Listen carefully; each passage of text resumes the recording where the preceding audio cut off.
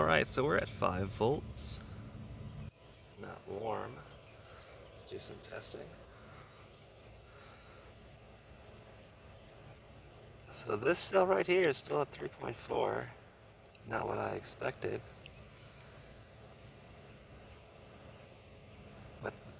Which means that, this one right here is at 8, meaning that this one right here has now gone way over.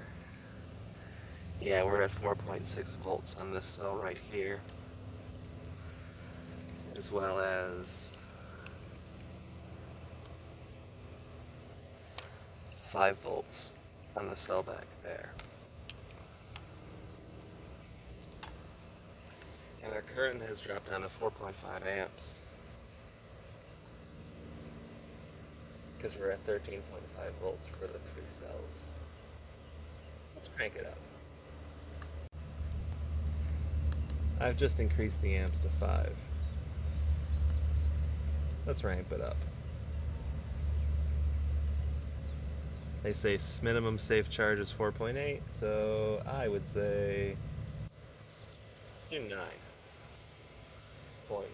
Nah, let's round up. There we go. 11.8 amps. Feeding into these overcharged cells. 120, 116, 118. Voltages are 3.6. Hey, get back here. 4.82. That's better.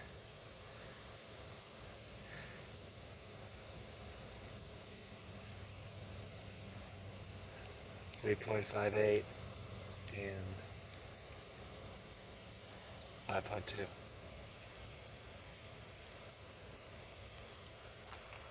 We're really dumping the current into these, so we're looking at 124, 116. Yeah, these are not seeing the kind of thermal heat up that I would have expected.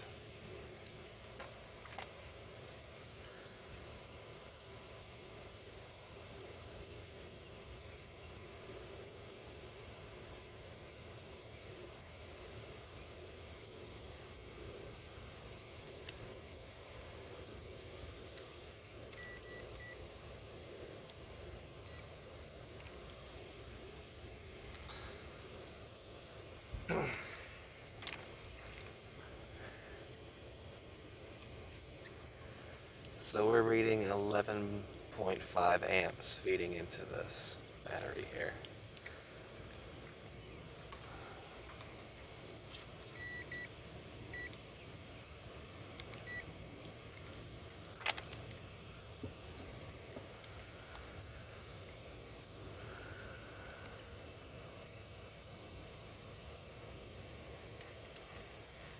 Five point two. 3.6, so this one's finally full.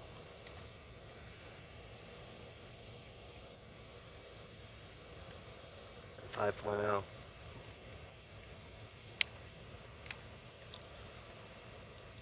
Probably wouldn't recommend charging your batteries up to 5.0. Probably not, no.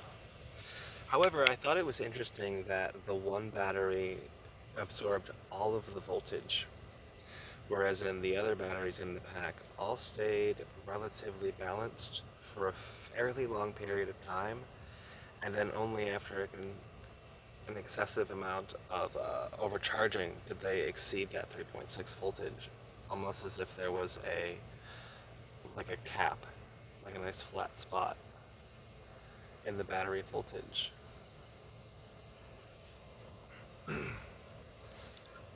Let's watch the one that's going to thermal you brought up.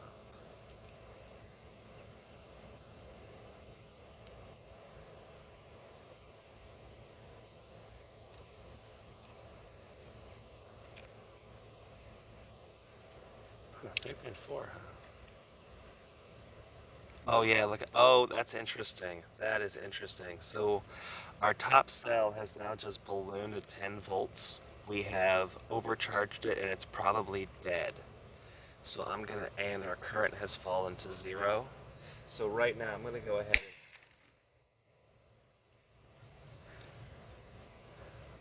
Oh, look at that. That was our thermal expansion. I think I just did that.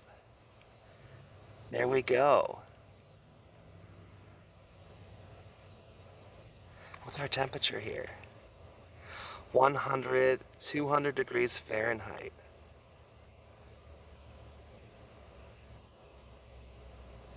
There we go.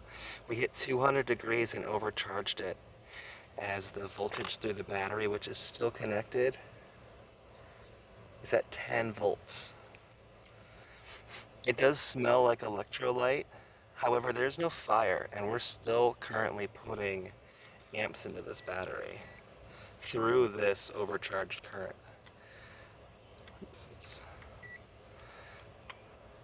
Oh, nope.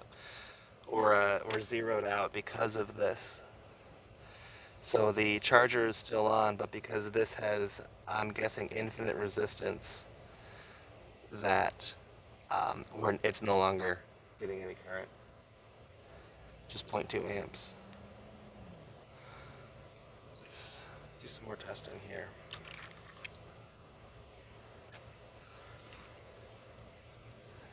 So let's see here.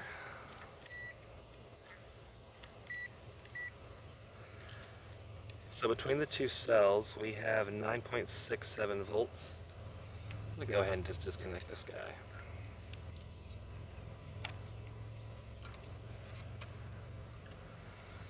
So between these two,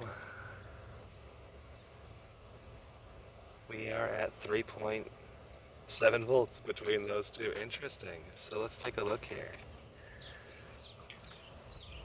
Voltage between this one is 7 volts. This one here, 4. 3.36. It's actually fallen. I don't believe it got overcharged. And this one here, the voltage you can see, look at that voltage fall in real time. Hey, Tim. Hey! Seen you out here, so I figured I'd stop by. Bill wanted me to stop by anyways. He said something about a paint project you got going on. Sure. I had to stop by and talk to the neighbor. So let's see what happened with this cell now that we've been running this whole time.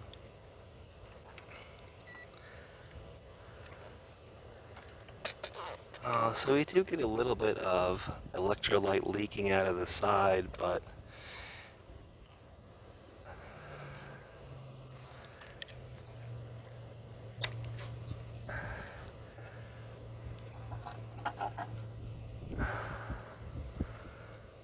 oh, look at that. Oh, we melted the glue that attaches the cells together. So that hot glue is melted. And the electrolyte leaked everywhere.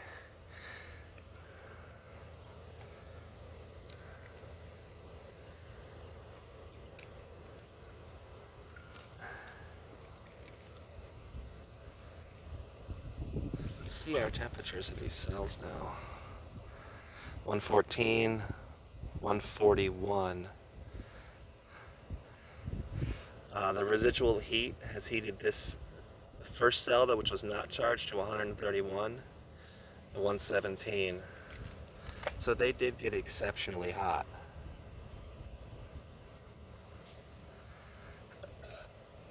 So there's the damage after being overcharged to 10 volts. All the cells are incredibly warm.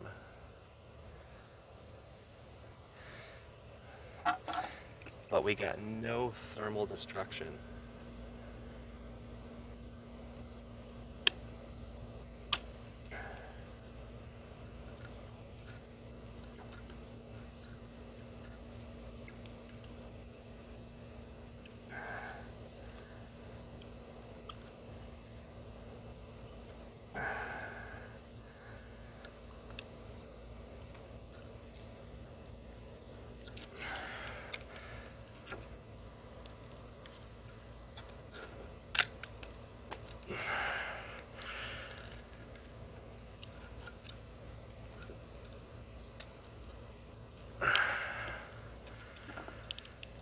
Trying to pull the metal off so we can take a better look at these cells and see how they are damaged.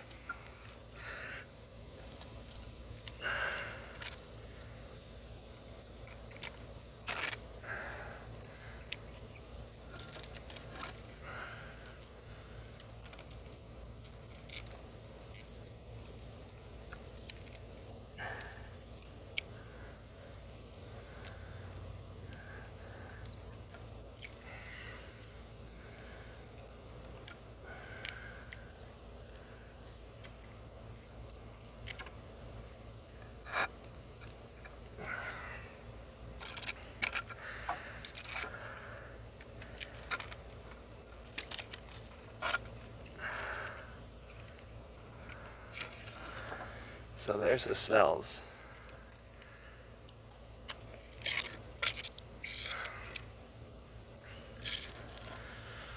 Overcharged.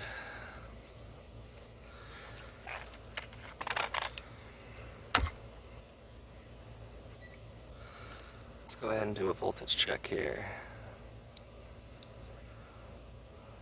Nothing. Nothing. 1 volt.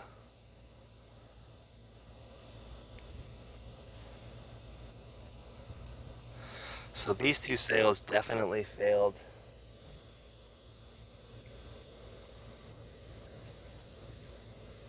But definitely not a thermal runaway situation. Let's take a look at these. This is at 3.3.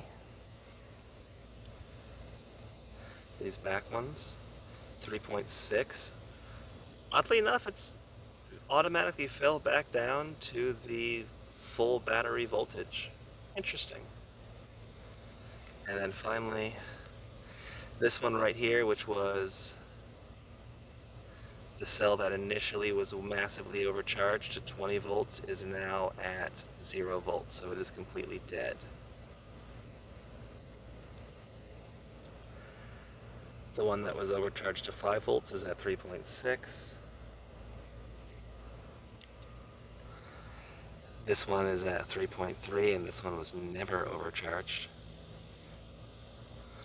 And this is the one that exploded. We have 0.9 volts, and then nothing and nothing.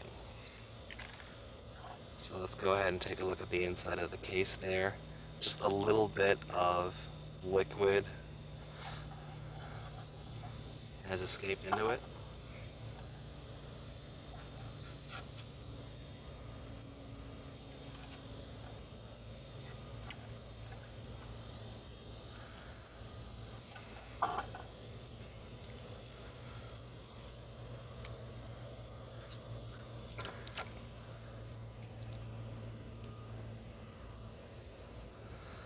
So that's exceptionally safe. I really do have to say that that could not have been better. That cell was massively overcharged. The possibility of having one of these cells hit 10 volts would indicate that the other cells were stuck at 0 or less than 1 volt, which is pretty unlikely. And even in such a situation, the system did not fail catastrophically. The charger was connected to it. It was attempting to feed it as much power as it could, and it simply was not able to do so after the cell went thermal and leaked its compound. It went 0 voltage, and it did not allow the other cells to overcharge. So that's a nice feature.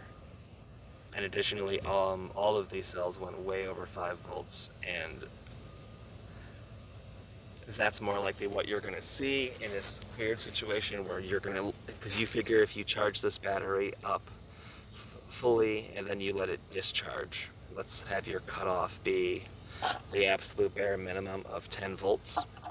That would give you a cell average of 2.5 volts per cell.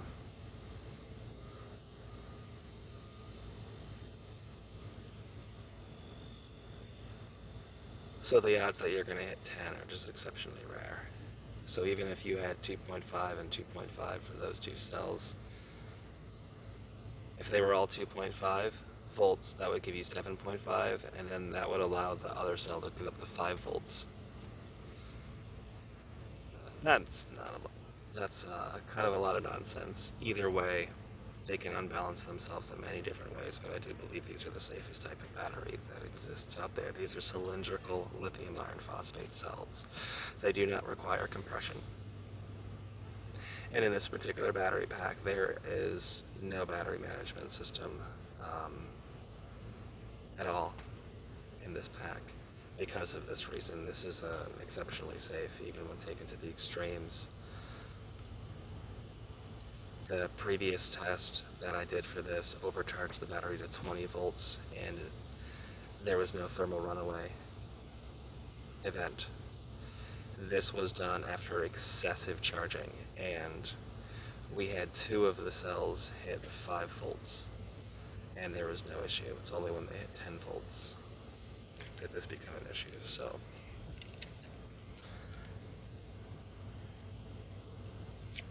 I did destroy this pack for the purposes of science. Destroyed for science! However, I feel much better personally knowing the safety of these packs, since I had a lot of these batteries, and I'm going to be doing some capacity testing on them. The first 2 batteries that I tested actually came out at 100 watt hours, which is the rated capacity, so I was quite happy with that. And we're going to see how the rest test, and in the event that we go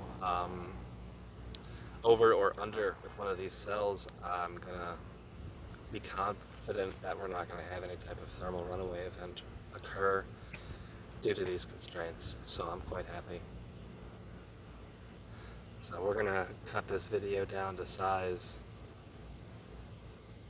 And